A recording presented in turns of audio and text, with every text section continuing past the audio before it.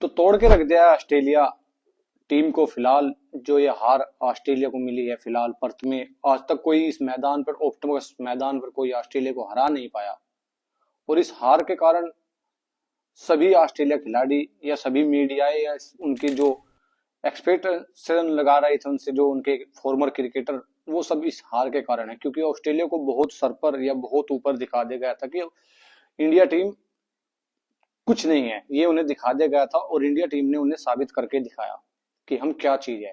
पिछला आप 3 हफ्ता छोड़ दीजिए, जो ऑस्ट्रेलिया वो इंडिया न्यूजीलैंड से 3-0 से सीरीज हारा, तो वो पिछले 3 हफ्ते या 3-4 हफ्ते छोड़ दीजिए कि क्या हुआ टेस्ट क्रिकेट में। क्योंकि वहां पे भी हमें लग चुका था कि यार शायद अब जब अपने घर में ही हम हारने लगे हैं तो बाहर क्या जीतेंगे। लेकिन नहीं, उस माइंडसेट से ऊपर उठना और आके पर्थ में आप वैसे मान सकते थे कि अपने वो 3-0 से हार के आप इंडिया में दोबारा सीरीज जीतना एक अच्छी अचीव अचीवमेंट होगी मेरे हिसाब से, जो भारत भारत में जीत जाती। लेकिन आप आके पर्थ में जीतते हो ऑस्ट्रेलिया में भी, और ऑस्ट्रेलिया से, तो इससे बड़ी कुछ कुछ नहीं होगा। इससे बड़ी कोई मेरे हिसाब से इतिहास में वापसी कुछ नहीं होगी कि आप 3-0 से अपने देश में सीरीज हारते हो और आके आप पर्थ में 5 मैचों की सीरीज में 1-0 से आप लीड कर रहे हो इस सीरीज में, और वो भी पर्थ के मैदान पर जहां ऑस्ट्रेलिया आज तक नहीं हारी। 295 रन से भारतीय टीम ने जीत हासिल की है और बेहतरीन, शायद मेरे हिसाब से पाकिस्तान, वो माफ करना, ऑस्ट्रेलिया को तोड़ के रख दिया है फिलहाल। कभी गाबा का घमंड तोड़ा था और अब उनका चकनाचूर कर दिया, उनके अहंकार को, पर्थ के अहंकार को, जो सोचते थे कि पर्थ में उन्हें कोई हरा नहीं सकता। 2008 में, कभी 2008 में हराया था भारत ने पर्थ में, जो एक मंकी फोक्स करके कुछ हुआ था उस टाइम में, हरभजन का और साइमंड के साथ हुआ था उस टाइम। 2008 में भारत ने, 16 साल बाद भारत ने टेस्ट मैच जीता है पर्थ में। तो ये इतिहास की सबसे बड़ी वापसी होगी और सबसे ज्यादा श्रेय जाता है जसप्रीत बुमराह को इस टेस्ट मैच में। क्योंकि पहली इनिंग में भारत 150 रन पे ऑल आउट हो गए, तो वहां से भी आप सोच सकते हैं, हमें लग रहा था कि यार 150 पे जब उनका एक हर्डल बना हुआ था टीम का और बातचीत कर रहे थे जसप्रीत बुमराह, तो हम सोच रहे थे यार कितना मनोबल बढ़ा सकते हैं टीम का और क्या बातचीत कर सकते हैं, कितना कॉन्फिडेंस बढ़ सकता है।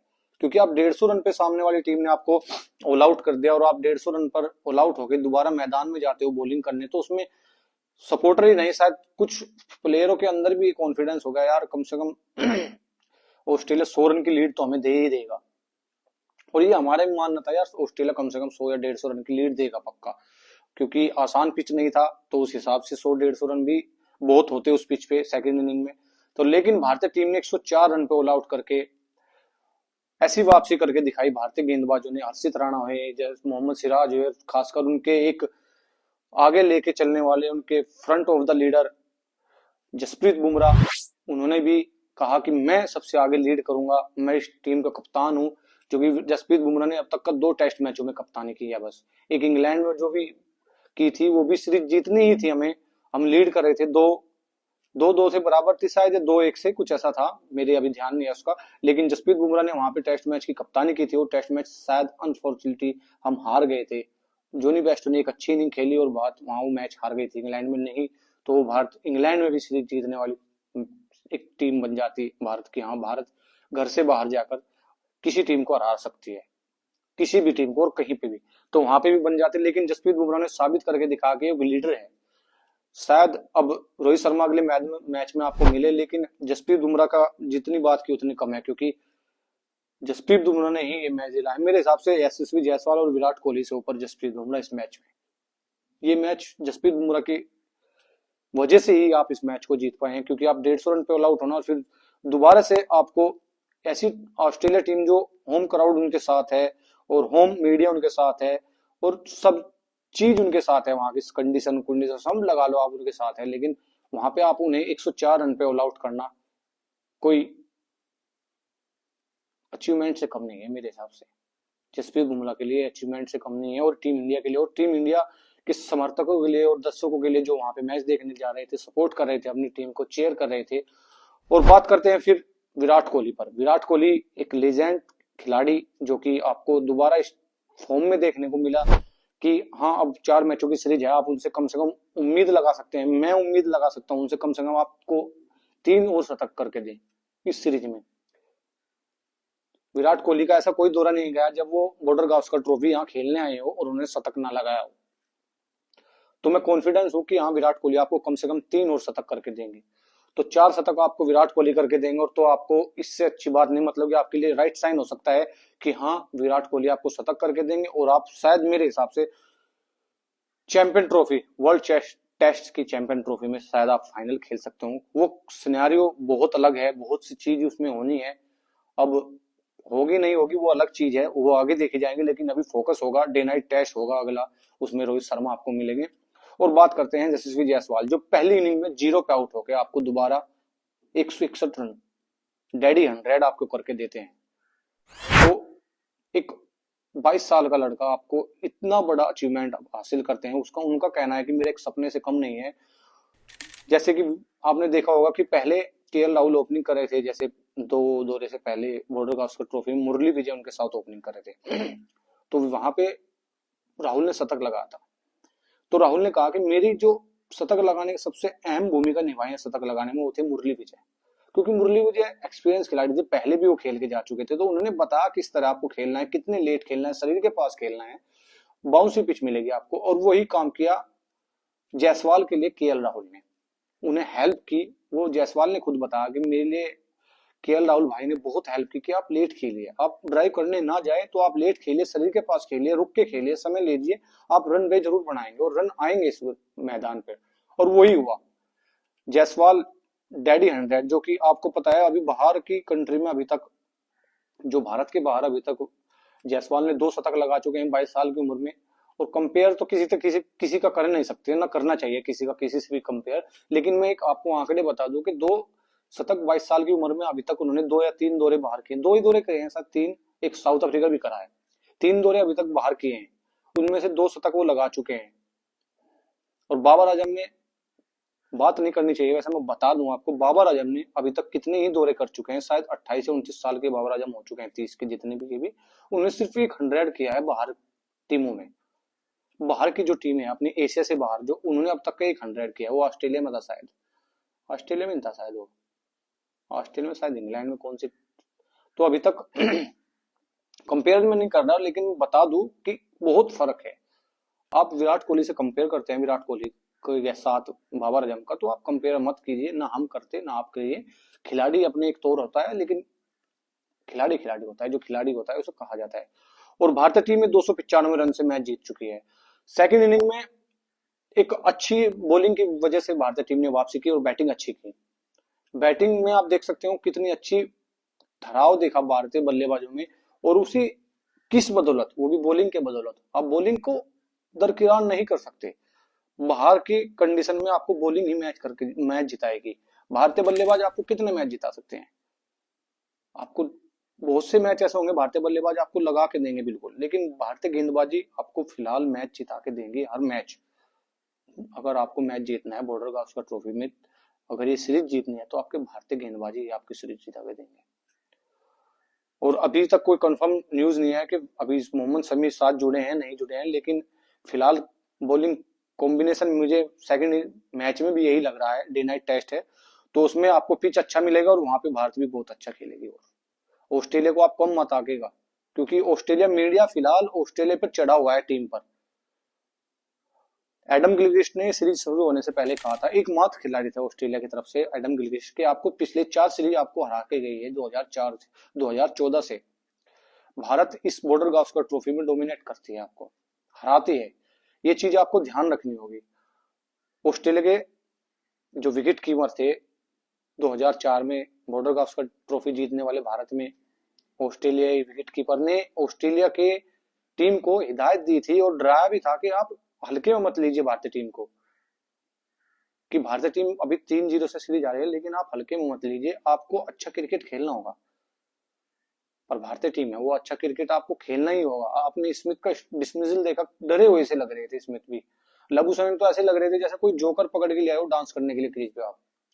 आपको कोई खिलाड़ी नहीं दिखा आपको जो डरा हुआ नहीं लगता। ट्रेविस हेड ने भले ही आपको 81, 80, 82 रन मारते हो, लेकिन डरे हुए लग रहे थे, बिल्कुल पिच पे खड़े होने को तैयार नहीं थे। कोई भी बल्लेबाज, एक बल्लेबाज मुझे ऑस्ट्रेलिया की तरफ से कोई ऐसा नहीं लगा कि वो निडर होकर खेल रहा हो, क्योंकि भारतीय टीम उनकी छाती पे चढ़ा हुए थे गेंदबाज। हर्षित राणा भले ही आपको एक भी विकेट इसमें ना मिले हो, एक विकेट मिला शायद हर्षित राणा को, हाँ लास्ट में आपको विकेट एक मिला हो, लेकिन उनकी गेंदबाजी टप्पे से थी। आपने भले ही उस पर बाउंड्री लगा दी हो ट्रेविस हेड, लेकिन वो टप्पे से गेंदबाजी की। हाँ, हर्षित राणा ने बहुत अच्छी गेंदबाजी की। ये आपको करना होगा। ये एक चीज है, आपको विकेट ना मिले लेकिन आप गेंदबाजी अच्छा टप्पे पे करो, आप मिस भी होंगे, आपको रन भी पड़ेंगे, कोई दिक्कत नहीं है, पर आपने टप्पे पे गेंदबाजी की और आपने एग्रेशन दिखाया। ऑस्ट्रेलिया की आंखों में आंखें डालकर आपने दिखाया कि हम खेलने आए हैं यहाँ, हम डरने नहीं, हम डराने आए हैं। इस तरह आपके घर में आपको हरा के जाएंगे। तो वो बहुत अच्छी चीज लगी हर्षित राणा की भी। और मोहम्मद सिराज तो करते ही हैं, डीएसपी साहब। और बात करें फिर सेकंड इनिंग की ऑस्ट्रेलिया की, क्या करना चाहते हैं आप? 12 पे 3 होके चले गए, पहले 5 ओवर खेले आपने लास्ट के सेशन में।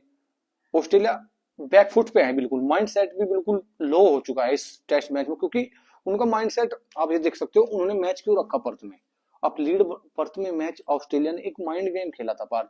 ऑस्ट्रेलिया ने इस सीरीज में स्टार्ट होने से पहले आपको सीरीज में उन्होंने बदलाव भी किया था, इस सीरीज के शेड्यूल में बदलाव भी किया था, क्योंकि पहला मैच डे नाइट ब्रिस्बेन में या सिडनी में था शायद, जना एमसीजी में था, जो कि मेरे हिसाब से, पर उन्होंने पर्थ में रखा। क्यों रखा? क्योंकि ऑस्ट्रेलिया वहां पे मैच नहीं हारा और आप लीड में, उन्हें घबराहट थी शुरू से ही।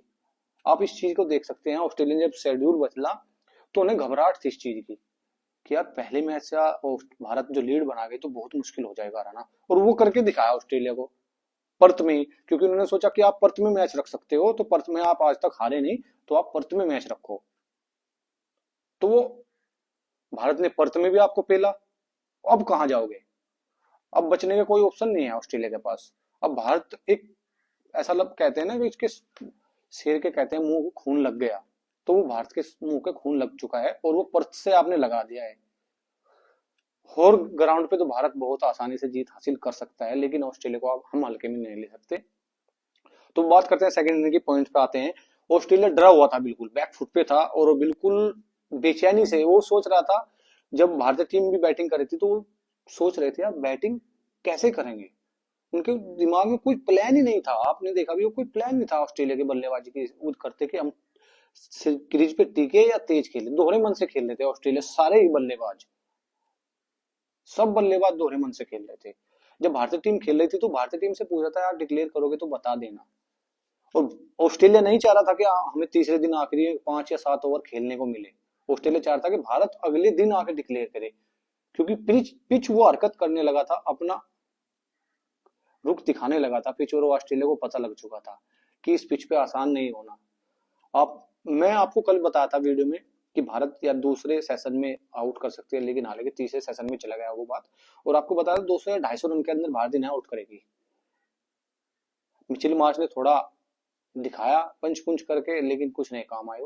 और ट्रेविस हेड ने तो कोई खास बल्लेबाजी नहीं ऑस्ट्रेलिया की तरफ से, और शायद मेरे हिसाब से सेकंड टेस्ट मैच में कुछ करके दिखाए तो टक्कर का मुकाबला हो, और तो कुछ पता लगे भारतीय टीम को भी गेंदबाजी फेंकने का कि हाँ आपको भी मेहनत करके, क्योंकि माइंडसेट आप देख सकते हो एक ही प्लान से भारत को सब विकेट मिल गए हैं, ना दूसरा प्लान करना पड़ा ना तीसरा कोई। तो भारतीय टीम को ठीक हुआ इस इनिंग में, सेकंड इनिंग में भारतीय गेंदबाजों को बॉलिंग करने का मौका मिला ज्यादा, तो अच्छा हुआ। क्योंकि और चीजें और प्लान भी करना पड़ा, और चीज और प्लान बदलने भी पड़े कि किस हिसाब से विकेट लेंगे। अगर कोई सेट बल्लेबाज ट्रेविस हेड हो जैसे जमे भी, स्मिथ भी हो थोड़े बहुत जमे, लेकिन कोई जमना नहीं होता है। वो आप स्ट्रगल कर रहे हो फिलहाल पिच पे, टेस्ट मैच में आप अपने ही सरजमी पर, जहां आप पले बड़े हो, जहां से आप खेल के बड़े हुए हो, आप वहां पे स्ट्रगल कर रहे हो। जैसे भारतीय टीम अभी स्ट्रगल करके आए है ना अपनी टीम अपने ही मैदानों पर, तो आप वहां पे ऐसे कर रहे हो।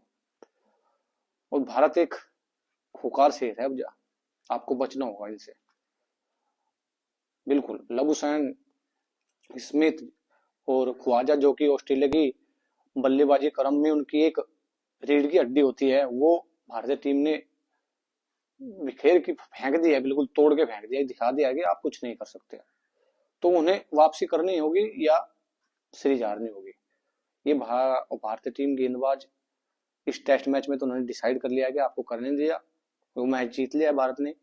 और अब सेकंड टेस्ट मैच में आप क्या कर सकते हो क्या नहीं कर सकते वो आपको सोचना होगा।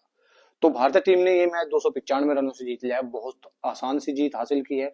शुरू के जब 150 रन पे भारत ऑल आउट हुई तो मुझे भी लग रहा था कि यार 50-50 नहीं, मुझे मैच ही 70 या 30 लग रहा था कि यार मुश्किल हो सकता है, क्योंकि ऐसी कंडीशन में भारत और अपने देश में से, अपनी कंडीशन में से आके ऐसी कंडीशन में एकदम खेलना, तो वो बहुत फर्क होता है। लेकिन भारतीय गेंदबाजों ने, जसप्रीत बुमराह, कहते हैं बुमराह साहब जस्सी जैसा कोई नहीं, तो उन्होंने करके दिखाया इस रेड बॉल से, ऑस्ट्रेलिया के परछंके उड़ा दिए हैं। तो जितने भाई भी नए जुड़ते रहे दोस्तों, लाइक करते हैं और सब्सक्राइब करते रहे चैनल को। और कल, आज शायद मेरे हिसाब से सब टीमें अपना आईपीएल ऑक्शन कर लेगी, लेकिन फिर आपको टीम बाय टीम, आपको किसकी टीम क्या प्लेइंग इलेवन हो सकती है और क्या रह सकता है आईपीएल में, और कौन सी टीम में कितने कौन कौन होंगे, तो वो आपको एक वीडियो पूरी मिलेगी। चाहे मैं लाइव भी कर सकता हूँ। तो जितने भाई भी नए जुड़ते रहे, आपको कल तक का शायद, मेरे हिसाब से कल या परसों तक का आपको वीडियो मिलेगी। और जितने भाई भी नए जुड़ते रहे दोस्तों, लाइक और सब्सक्राइब जरूर करते रहे चैनल को, और शेयर करते रहे।